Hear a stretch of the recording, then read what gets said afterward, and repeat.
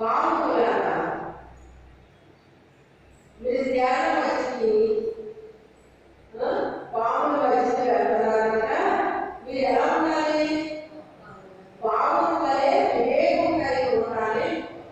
పాములాగా వివేకం కలిగి ఉండాలి. నిష్కాపంగా ఉండాలి అని చెప్తున్నాడు. వాళ్ళ మధ్యకి మనం వెళ్ళినప్పుడు వాళ్ళు చాలా భయంకరులు, మీరు నాకు నడుచుకోవాలి అని చెప్తున్నాడు అన్నమాట. పాము అది మన రోడ్లో చూడగా పాప అంటాడు. ఎక్కడ చూసారా మీరు? అలా ఎక్కడైనా చూసారా? చూడలేదా? నేను చూశాను. మేమున్న ఇల్లు ఎత్తుగా ఉండేది. ఆ ఎత్తిన అల్లు మీద నేను కూర్చున్నాను. వాటిలో పాప వెళ్తుంది. పాము అంటే చాలా రెక్క తీసినట్టు లేదు. పాము అనేటువంటి లోపల నుంచి వచ్చేవాళ్ళు ఏదో పాప ఇక్కడ ఎలా వచ్చిందండి అంటే అంతే మాది కాపాడు. పాము అంటే కాపాడు అంటున్నాను. అలా వివేకం కలిగి ఉండాలి. వివేకం కలిగి ఉండాలి.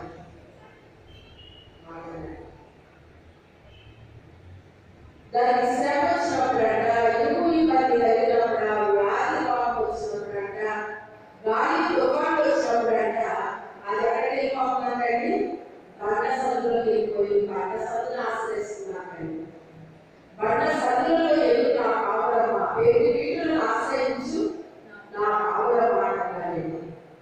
ఆ లోపల వెళ్ళిపోయిన పావులు ఎప్పుడు ఎవరు వస్తారని ప్రయత్నిస్తున్నాయంటే ఎప్పుడు బయటపోతే ఎప్పుడు నా తినేద్దామా అని కూర్చున్నాయంటే దూరంగా అది బయటికి ఎక్కడికే రాదు. అవి కూర్చుని వాటిని తీసుకొచ్చి వెళ్ళిపోతాయంటే లోపలికి వెళ్దామంటే ఆ వీటిలోకి వెళ్ళలేదు. ఈ జంతువు దూరమైన అడుగులు దానికి లోపలికి వెళ్ళి అనుకోలేదు. పేరు వీటిని ఆశ్రయించే అనుభవాలు ఉండవండి. తినేసే అనుభవాలే కానీ దాక్కునే అనుభవాలు ఉండవు. అది క్రీస్తులో అది ఒదిగిపోతాయండి. సంవత్సరం ఏం చేస్తారా? ఒదిగిపోతాయి. మీ చిన్నపిల్లలు చూడండి, ఏదైనా వాళ్ళ ప్రయోజనం అమ్మాని బావకాయ పొలం చేసి వచ్చిన వ్యక్తిగా పట్టేసుకుంటారు. ఏమైందమ్మా మొదలు భయపడిపోతారు. ఒకసారి ఒడిపోతారు ఆ పిల్లలు. ఏదో భయంకరమైన ఏదో వాళ్ళు చూసారో జరిగిందో ఏం జరిగిందమ్మా అని అడుగుతుంటే వాళ్ళు మరింత భయపడిపోయి మరింత గట్టిగా పడుకుంటారు. అంటే అది భయం కలిగింది, ఏదో జరిగిందా కనిపిస్తారు. అయితే మనం కూడా క్రీస్తుని ఆయన పడుకుంటాం చేస్తాను. శ్రమలో ఆయన ఏం చేస్తాం? మీకు అలాంటి అనుభవం ఉందో లేదో నాకుంటాను.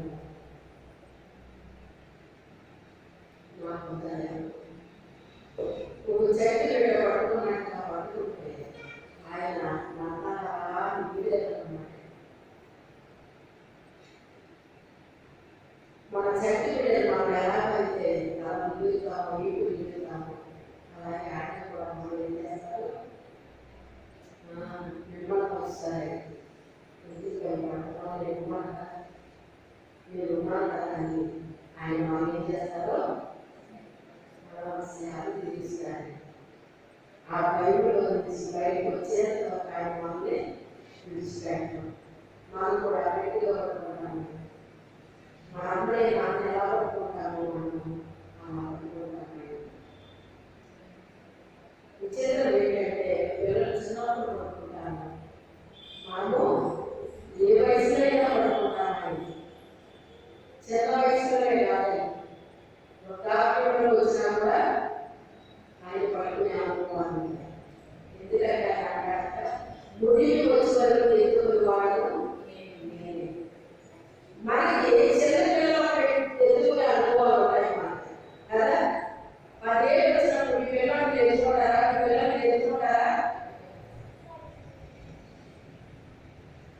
అమ్మ ఓసారి ఎత్తుకోమ్మా, ఓసారి ఎత్తుకోమ్మా అని పిల్లలు మీ దగ్గరకు వచ్చి స్నానం చేసి మాకు ఇంకా పిల్లలకి తెచ్చుకోవాలా నీళ్ళు తెచ్చుకోవడే పడిపోతాను అంటారు కదా. కదా కానీ మన దగ్గర అలాంటి దాంట్లో వచ్చే పిల్లలు తెచ్చుకోవాలా విధాలైనా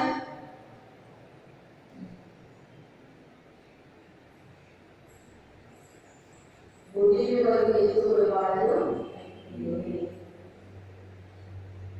అంటే వృద్ధాప్యంలో వచ్చినా కూడా ఏ పరిస్థితుల్లో మనం బయటెట్టినా కూడా ఆయన వాళ్ళు ఏం చేస్తారండి ఎత్తుకునే దేవుడై ఉన్నాడు. మనకి కాలు పెట్టకుండా ఎత్తుకునే దేవుడై ఉన్నాడు. మనకి పోకున్నంతసేపు నడుస్తామండి, నడిచిన తర్వాత నడవలేని స్థితి వస్తేనగా నడవలేకపోతున్నావా సరేనా అని ఎత్తుకుంటాడండి. ఆయన ఏం చేస్తారు? ఎత్తుకుంటాడు. ఎంత గొప్పదైతే మా తండ్రి ఇంకా నడవలేకపోతున్నావా? నేను ఉన్నాను కదా, నువ్వు నడిచావు కాదు నడిచావు, ఇంకా నడవలేకపోతున్నావు కదా అని ఎత్తుకుంటాడు. అంతే తప్ప నేను నడవలేకపోవచ్చు అని ఇప్పుడు వదిలేమన్నాయి. ఎత్తుకునేవాడు, నడిపించే దేవుడు, ఎత్తుకునే దేవుడు, హత్తుకునే దేవుడు, మనం నిర్మించే దేవుడు. ఒక రకం కాదండి ఆయన. ఏ టైంలో ఏది అవసరమో ఆ రకమైనవన్నీ మన జీవితంలో జరిపిస్తారు. ఆ పాపం పడ్డ పరసలు వెళ్ళిపోయినాడు. దాని మీద ఏ గాలితో పాటు వెళ్ళిపోయిందో ఆ గాలితో పాటు వెళ్ళిపోయేసరికి పరిగెత్తుకు వెళ్ళిపోయా పండుగ దూరేస్తున్నాడు. దూరేస్తే అది బయటకు వస్తుందేమో, బయటకు కానీ బయట చదువులు ఏం చేస్తున్నాయి? నువ్వు అందులో పోతావా? అందులో మేము రాలేవన్నా నువ్వు బయట సాధిస్తున్నావు అంటున్నాయంటే అదే జరిగితే అది బయట రావలేదు.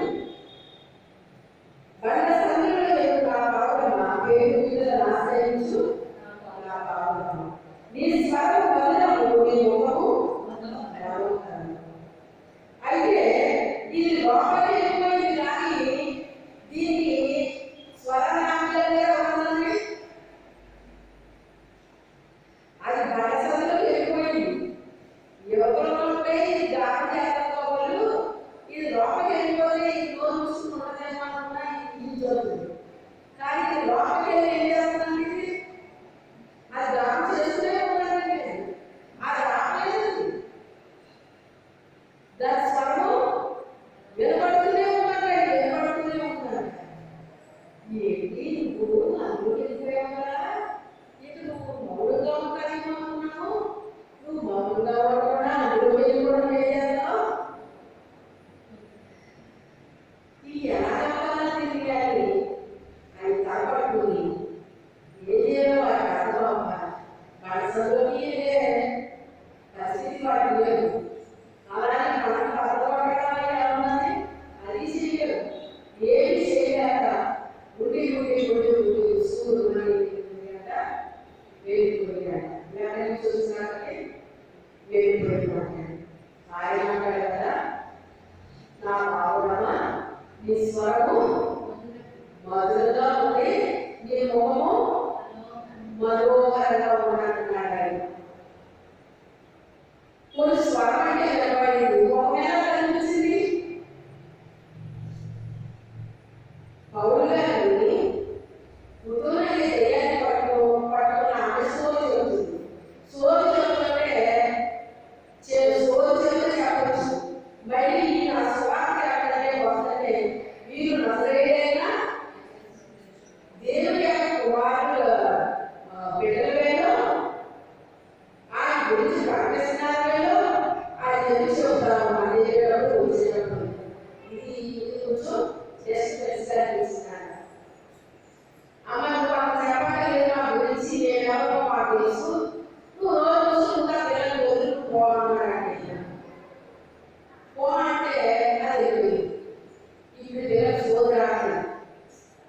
జనం వచ్చి కూర్చున్నారు, సోది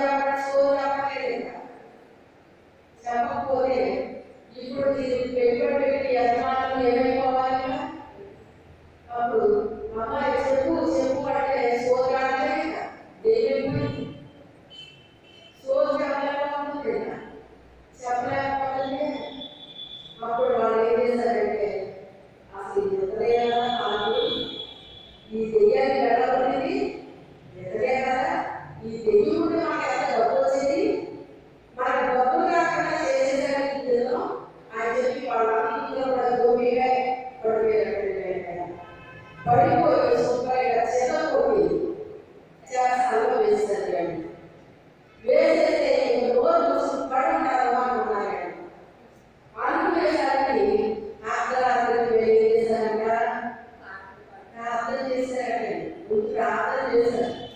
ప్రార్థన చేసిన తర్వాత దేవుడి శరీరానికి దిగి వచ్చేసినాడు.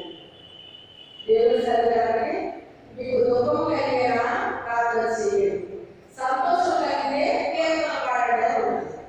ఇప్పుడే దుఃఖపడడం కాక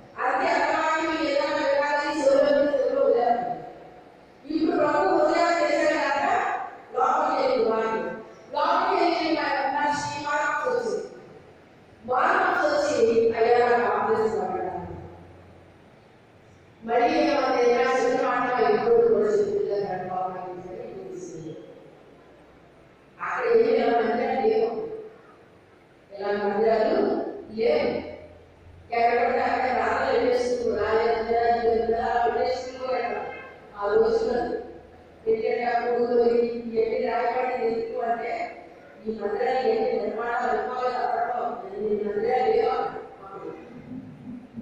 ఏదో గురువు అక్కడ ఉంది అన్నమాట. అది అలా గురువు తిరుగుతూ అక్కడ ఇలా వెళ్ళిపోయింది ప్రాంతంలో. అయితే ఆ రీతిగా ఇంకా ఆలోచించి వాటిని ఇంట్లో అందరూ ఆలోచిస్తున్నారు. అందులో కలిసి బాప్తిజాలు తీసేస్తున్నారు. అయితే మా ఇంట్లో ఉన్న బాబు ఈ వాక్యాన్ని గుడిలో కట్టించండి అని చెప్పి అన్నారు. అక్కడ ఉండి వాక్యాన్ని కట్టించండి గుడి తెలియకోవడం జరిగింది. ఈ తెలియకోవడం జరిగేసరికి చేస్తాలు చేస్తాలో ఉన్న వాళ్ళు ఏడ్చుకున్నా కూర్చోవాలన్న వాళ్ళు సర్విస్తూ ఇలా ఉండాల్సి ప్రార్థన చేశారు. ప్రార్థన చేసే దేవుడి సన్నిధానానికి ఆయన దిగి వచ్చేసారు. ఆయన అడుగు వేసినప్పుడు జైలు వెళ్ళిపోయింది. జైలు కూడా రండి భూకంపం వచ్చిందని రాయబడింది. భూకంపానికి భూకంపం రాలేదు, జైలు వచ్చిన భూకంపం. ఆ ఖైదీలలో ఆ మాటలు పెట్టినారంటే పారిపోవలసిన ఖైదీ మాటలు పెట్టలేదు.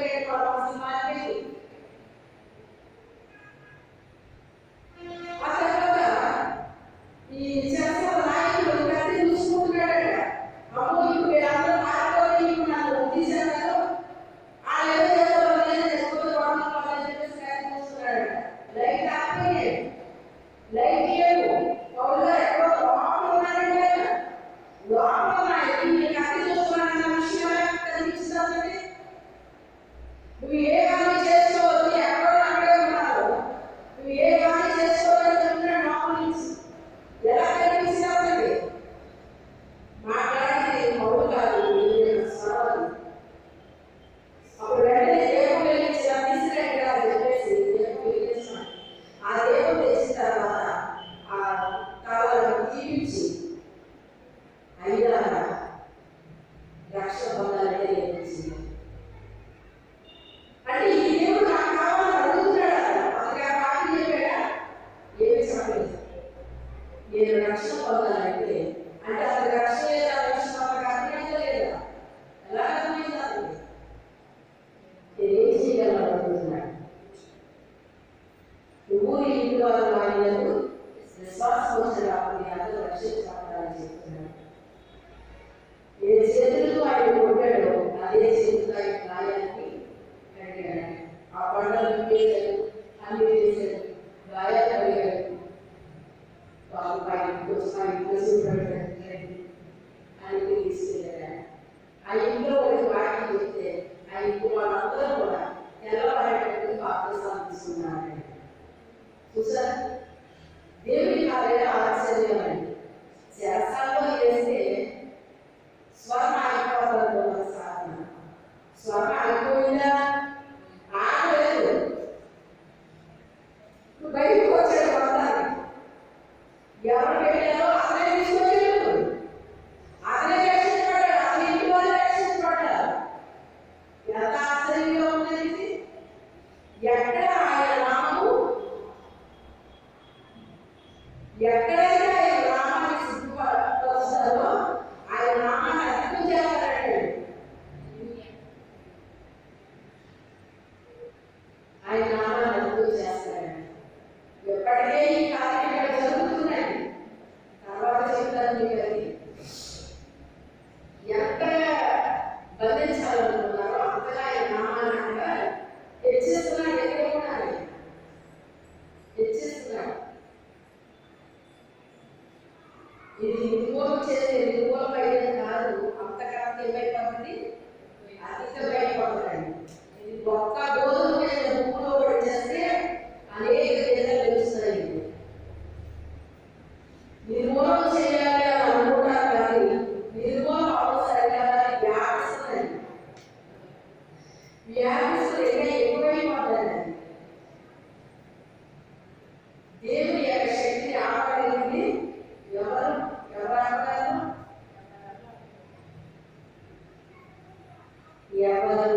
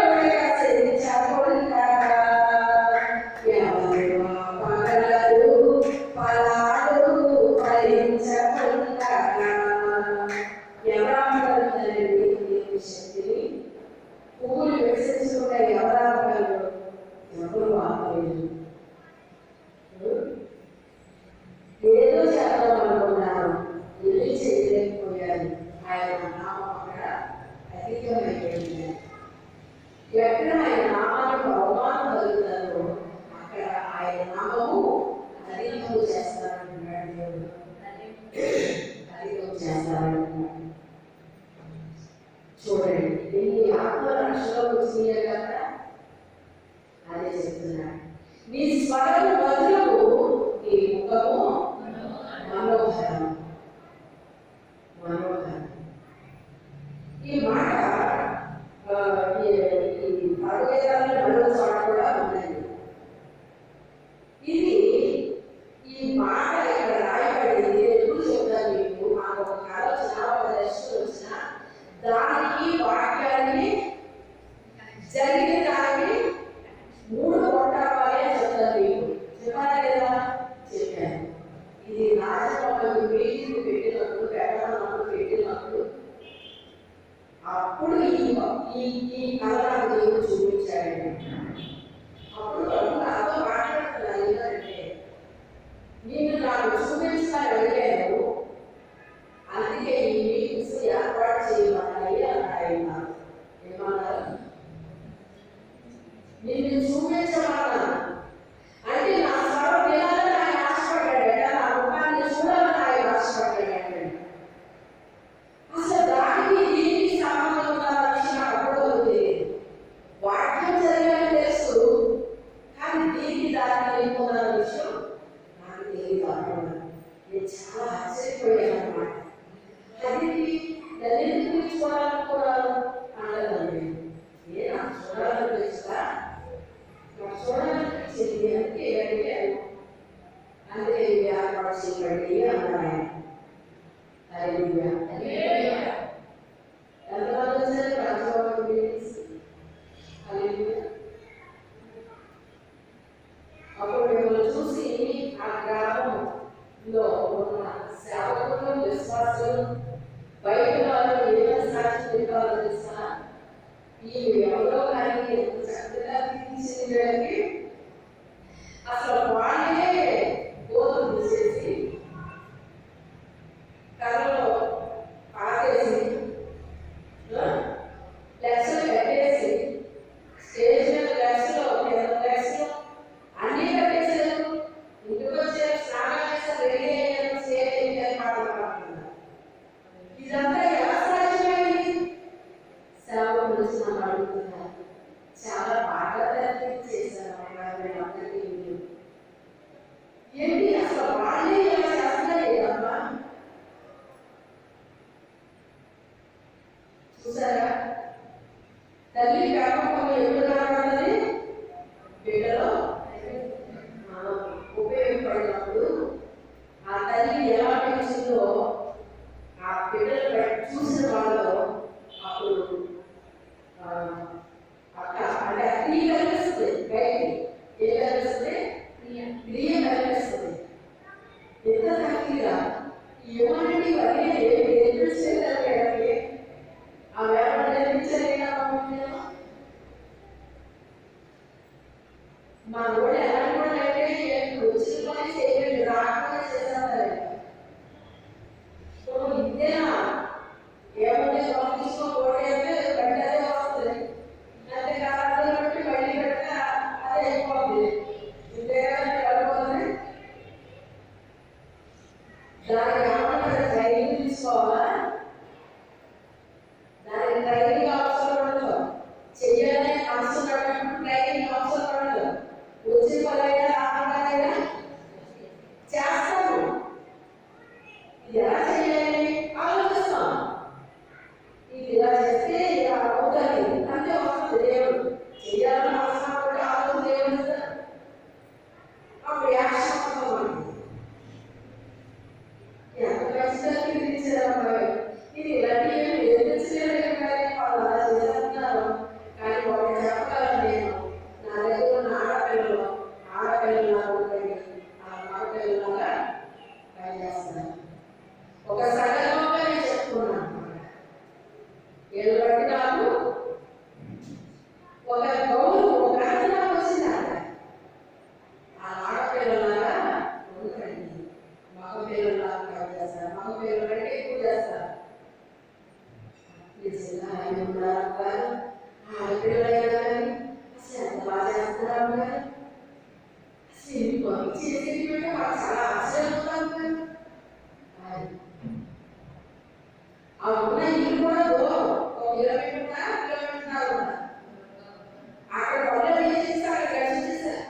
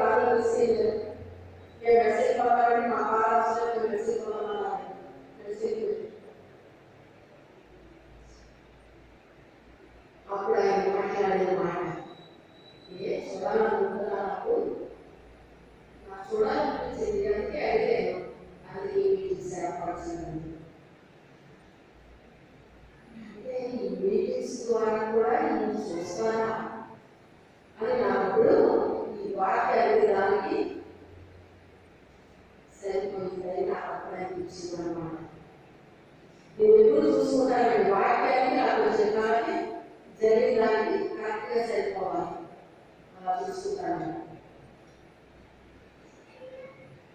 అప్పుడు చాలా సంతోషం అనిపించింది అన్నమాట. ఆయన అదే చెప్తున్నాడు, నీ స్వరము మధురముగా ఉంది, నీ ముఖము మనోహరంగా ఉంది. చూసే కొద్ది చూడాలనిపిస్తున్నాను. మనం చూసే కొద్ది ఏమనిపించాలి? చూడాలనిపించాలి. ఆయన వరకు మనం గానం చేస్తుంటే ఆయన వినాలనిపించాలి. ఆయన వరకు మనం ప్రార్థిస్తుంటే వినాలనిపించాలి. నీతి మంత్రుల ప్రార్థన ఆనందకరం ఎందుకన్నాడు? ఆయన కాలంలో కలుగు చేసే ప్రార్థన మనం చేస్తే ఆయన ఆనందం కలుగుతుంది. ఏదో ఒక ప్రార్థన చేస్తే ఆనందం కలగదు. ఆనందకరమైన ప్రార్థన మనం చేస్తున్నప్పుడు ఆయన కాలంలో కలుగుతుంది. నేను ఎప్పుడు చెప్తాను, మనసులో ఏదో నోట్లో అదే రావాలి. మనసులో ఒకటి పెట్టి నోట్లో ఒకటి ప్రార్థన చేస్తే దాని నోట్లోకి రాగలదు. ఎందుకంటే మన నోట్లో వచ్చే ప్రార్థనకి లోపలికి మనసులో ఉన్న దాని రెండింటికి కంపేర్ చేస్తారు. లేదు ఉంటావాలి. నీ ముఖము మనోహరం. ఎందుకు పౌలు అంత ఇష్టపడ్డాడు దేవుడు? క్రీస్తు కొరకు ఎన్ని అవమానాలైనా అనుభవించడానికి ఇష్టపడిపోయాడు ఆయన. ఎన్ని నిజమైనా అనుభవించడానికి ఇష్టపడ్డాడు ఆయన. ఎన్ని ఎకరాలైనా అనుభవించడానికి ఇష్టపడ్డాడు ఆయన. అసలు పౌలు అంత చదువుకున్న వ్యక్తి ఎవరు లేదంటే కదా, అంత చదివాడంటే ఆయన విద్యలో అంత విద్యను అభ్యసించాడు ఆయన.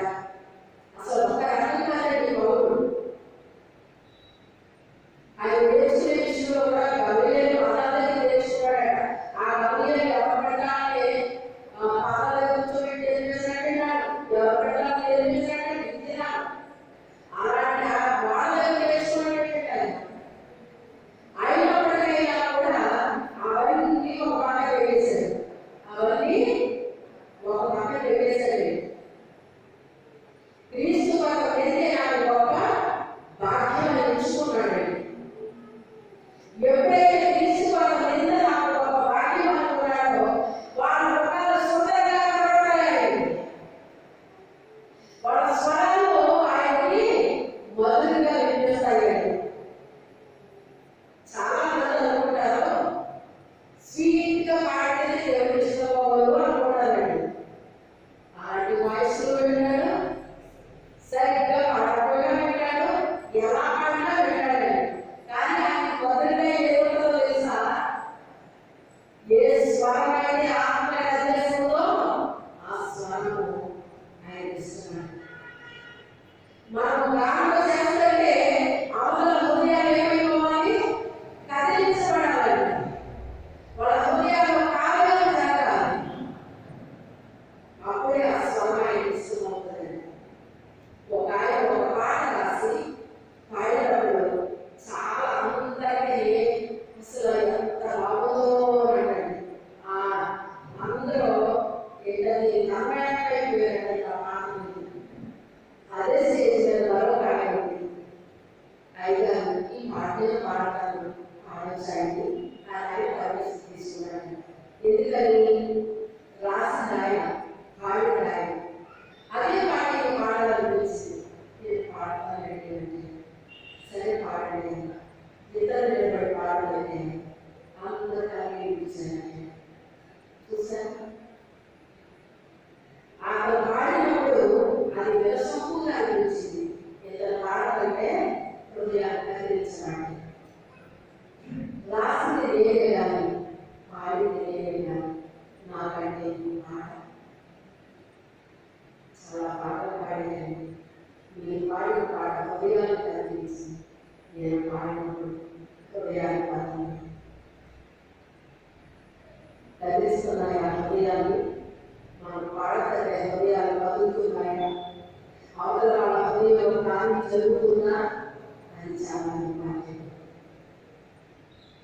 మన ముఖాలు చూస్తారైనా మన స్వరాలు వింటాడు. విని ఆయన సాక్షి చెప్తున్నాడు అక్కడ ఆయన చదువమ్మా.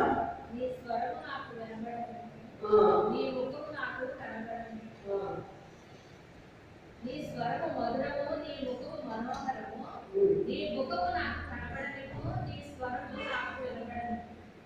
నీ స్వరము మధురంగా ఉంది, నీ ముఖము మనోహరంగా ఉంది.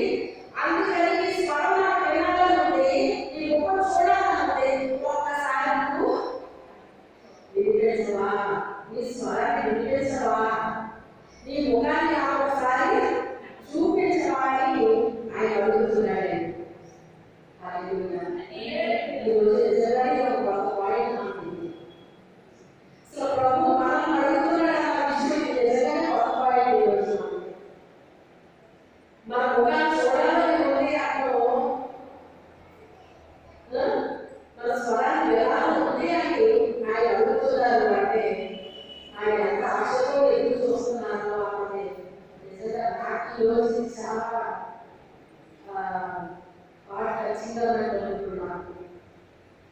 ఖచ్చితంగా పెట్టుకున్నాను. అయితే ఏదో చెయ్యాలన్నమాట, ఏదో చెయ్యాలి. అటువంటి కృప దేవుడు మనకి అనుగ్రహించున్నాం. ప్రార్థన చేయాలి. ఎవరి మరి ప్రార్థన చేసుకోండి. నిజమేనయ్యా, ఎన్నో గాలి